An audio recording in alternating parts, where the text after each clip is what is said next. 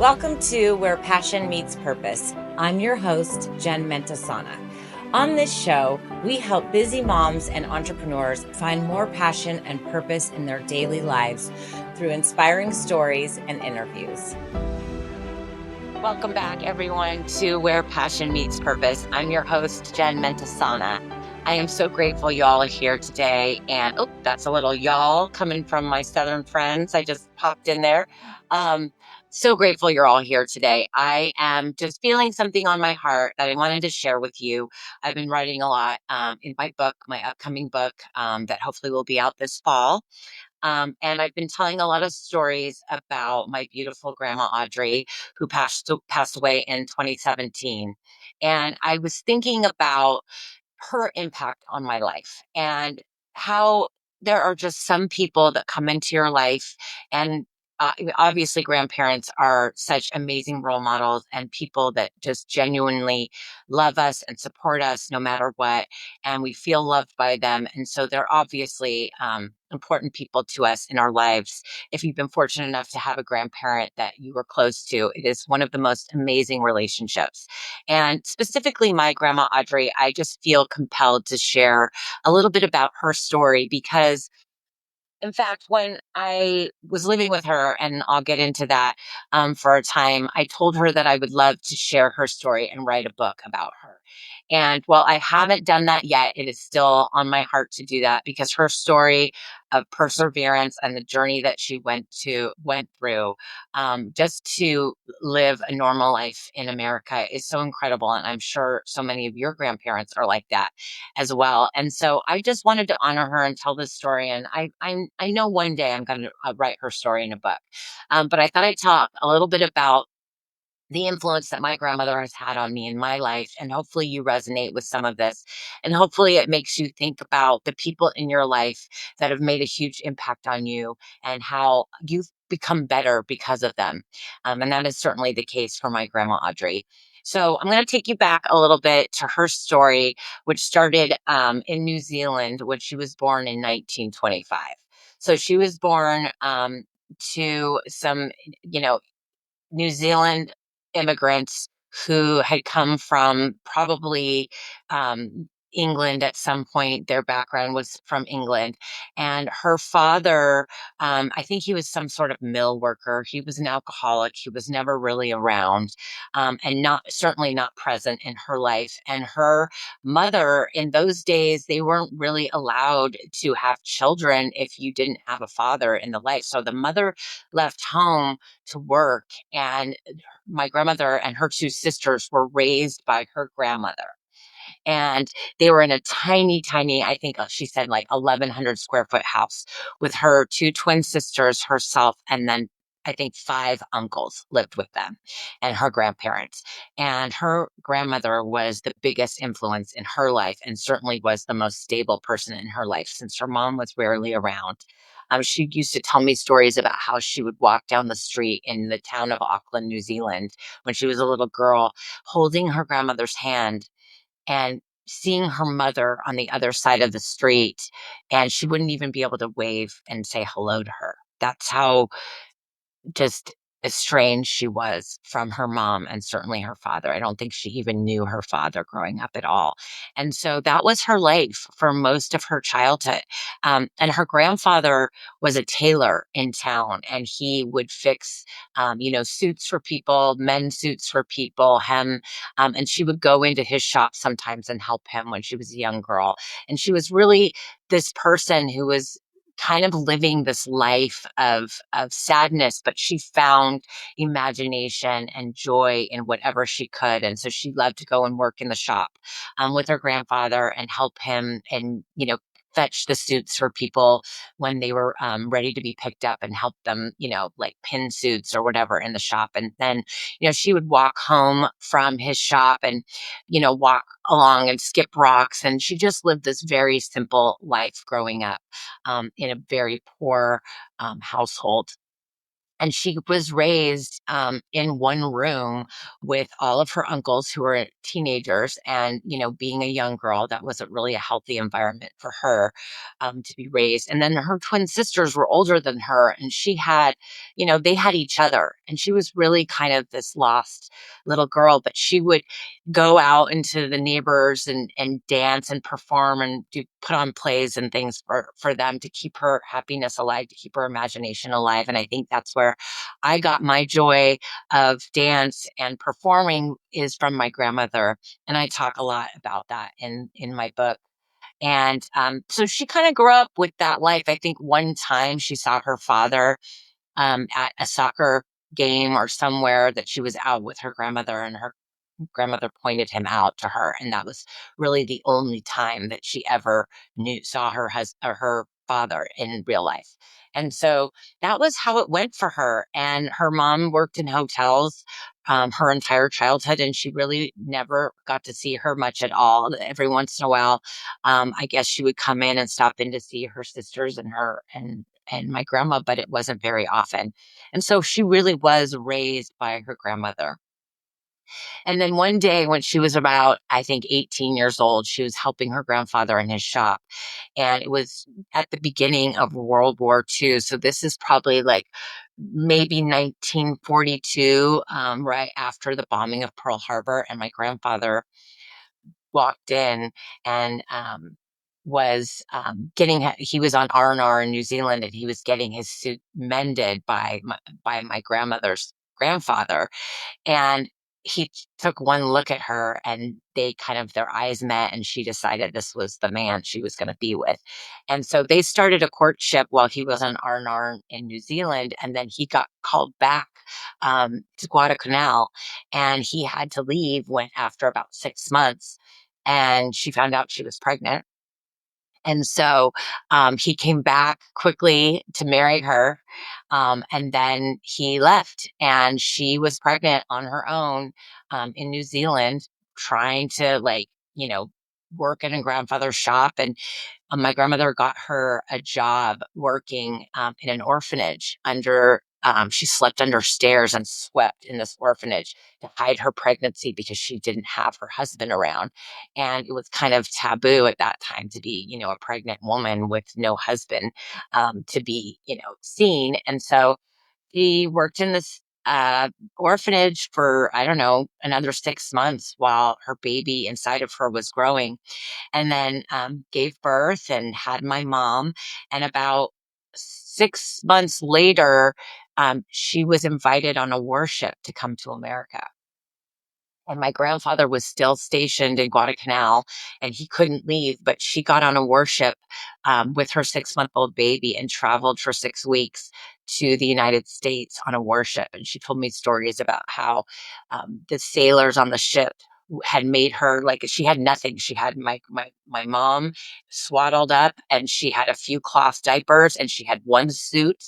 And that was about it. I don't think she really had any money. And she used to tell me stories about how the sailors on the ship would help her watch the baby so that she could go take a shower, or help her, get some rest while my mom was awake. And they built her a little cradle that my mom slept in on the ship, and she was in this tiny room. And it was a time during World War II where, traveling through, the South Pacific and through the Pacific Ocean was not really safe. And so she used to say how they could only go up on deck at night, that it wasn't safe to be out and just in the open at that time. So she traveled for 6 weeks with her newborn baby and made it to San Francisco. And she then was on a train down to San Diego, where the military base was. And they kept her there for a while until my grandfather came back out. And they spent some time in San Diego together. And then I think he was called back into the Navy, and she actually had to go on a train and go to the Midwest to where his parents were living to get help with my mom, because she was trying to raise this baby by herself, and she had his parents there. And so she spent about a year, I believe, in St. Louis, Missouri. And by the time that my grandfather got released from the military, he had already moved on and found someone else, and he was filing for a divorce. So here she was, probably then having, maybe a 1, maybe 2-year-old baby by herself in the United States, living with, her now soon to be ex-husband's family. And this is, the mid 1920s, maybe late 1920s at this point. And so she had to figure out how to go out on her own and make money and find a way to raise herself, take care of herself and her child.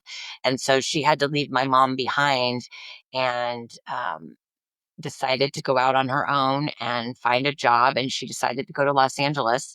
And she had always grown up watching Shirley Temple movies and been fascinated by Shirley Temple and Hollywood and everything that was Hollywood. And she believed that Hollywood was her destiny, that she was going to come here and have this charmed life in Hollywood. And so she chose LA. And to this day, that's why I grew up in Los Angeles. And she found her first job at the See's Candy Chocolate Factory on La Cienega Boulevard, which is still there to this day. And she used to tell me that she worked along the conveyor belt, you know, squeezing out the chocolate as it went by and putting the toppings and everything. And just like if you've ever watched those episodes of I Love Lucy, that was my grandma with the white hat and trying to be all formal and making chocolate. And she said she didn't last long in the chocolate factory. She was a lot like Lucy in those days and was always goofing up and getting in trouble. And she just was this kind of free spirited person and not really serious. And I think her first job did not go super well. But she did meet one of her best friends that ultimately would be her best friend in life at that chocolate factory.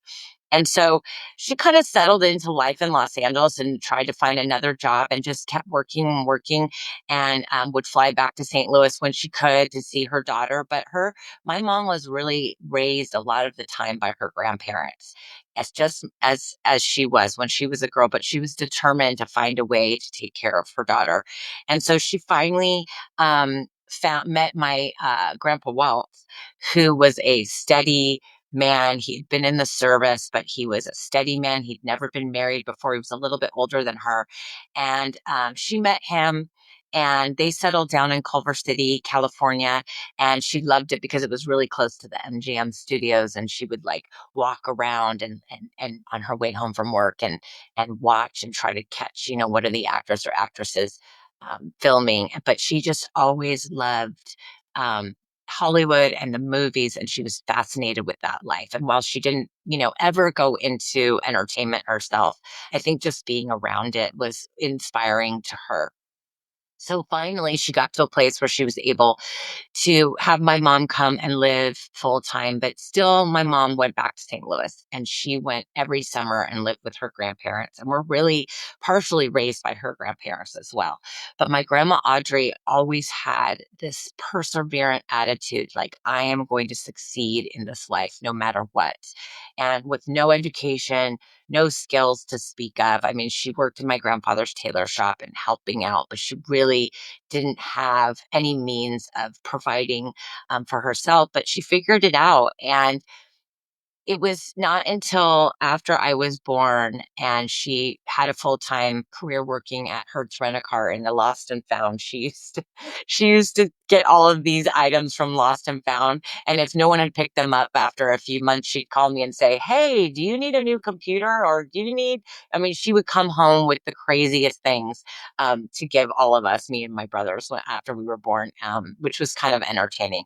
But she just always had the best attitude, the best perspective on life. She never allowed her circumstances to define her. And she was such a role model. She was the one person in my life when I was young, when I wasn't feeling sure of myself or not sure of, who I was or what I was doing. My grandma always could see me.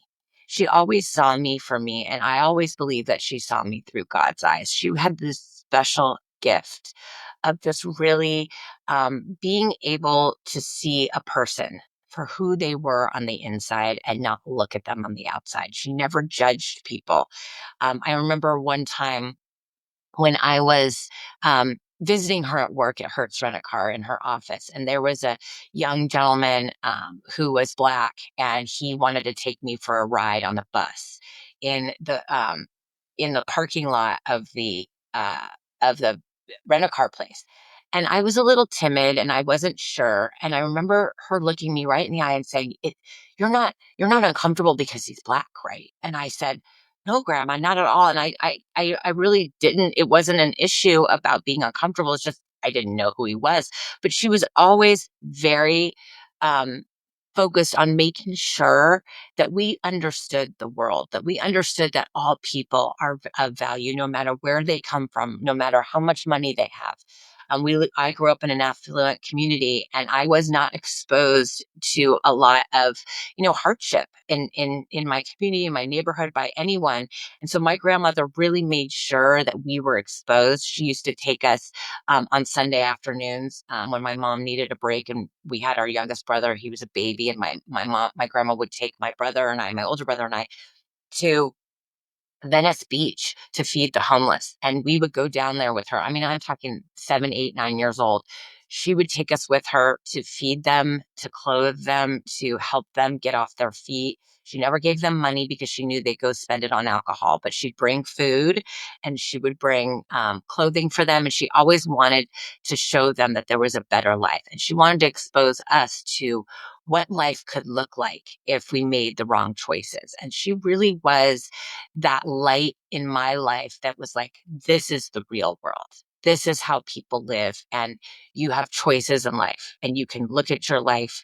And she wanted to make sure that I understood how fortunate I was. And she wanted to make sure that me and my brother understood how blessed we were to have the life that we had, and that you had to work to have the life that we have. And so that there wasn't that many people on this earth that were fortunate enough, that people that were down on their luck, that were living on the streets. And she wanted us to see that and show that we could give back at a very young age. I mean, things that she exposed us to, I would not be the person that I wouldn't be the caring person I am today, because I wouldn't have that reference. And so the things that she gave us really allowed me to see people for who they were. And she would take us to Venice Beach, at first I'd be scared, but then I would see the person inside of that worn face, inside of that beat up life, and I would see them for who they really were. And it was such a gift that she was able to give us to do that. And I think that's one of the reasons why I love working with people from all aspects of life, because I'm just passionate about connecting with that real, authentic version of, who they are through God's eyes. And my grandmother gave me that. And so fast forward, gosh, maybe, I'm 29, no, maybe more like 30, 31 years old. I went through a really difficult time. I was struggling in a relationship, and I needed somewhere to go. And I was financially struggling, and my grandmother asked me to move in with her, and she said, "I'm gonna get you back on your feet. You're not gonna pay me rent, but you're gonna work, and you're gonna get back on your feet, and this is a time for you to prove to yourself that you can do this on your own." And she gave me the gift of life back, really. I was really in a bad place, and I lived with her for 2 years, and she showed me what it was like to be grateful. She showed me what it was like to be down on your luck, but have someone there for you to pick you up, and get you back on track. And she did that for me, and it took me 2 years, but I did it, and I am forever grateful for her. And so every single time that I get to a place in my life where I'm struggling, or I'm feeling like I don't know if I can do this, I remember my grandma Audrey, and I remember what she went through to be here, what she went through to have the life in America that she always dreamed of as a little girl. Her upbringing was less than desirable, and she somehow never allowed herself to become the victim of her story.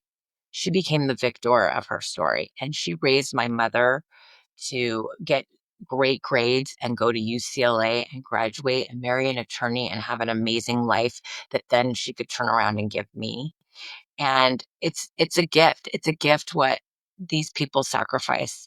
our grandparents, our parents, everyone out there that wants you to succeed, that knows that you deserve to live the life that you want to live and that you have the right to live through God and that you want for your own kids.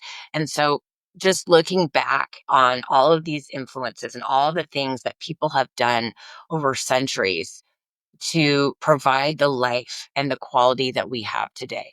That's what inspires me to keep going every day. That is my resilience. That is my inspiration every single day is what my grandmother went through to provide this life so that I could choose the life that I want to live.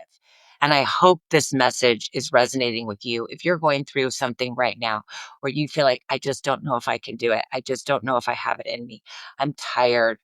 It is all right to feel that way, and we all get that way, but remember Grandma Audrey or whoever your Grandma Audrey is in your life and what they went through to provide the life that you have today so that you could stand on your own 2 feet and create the life that you deserve as well.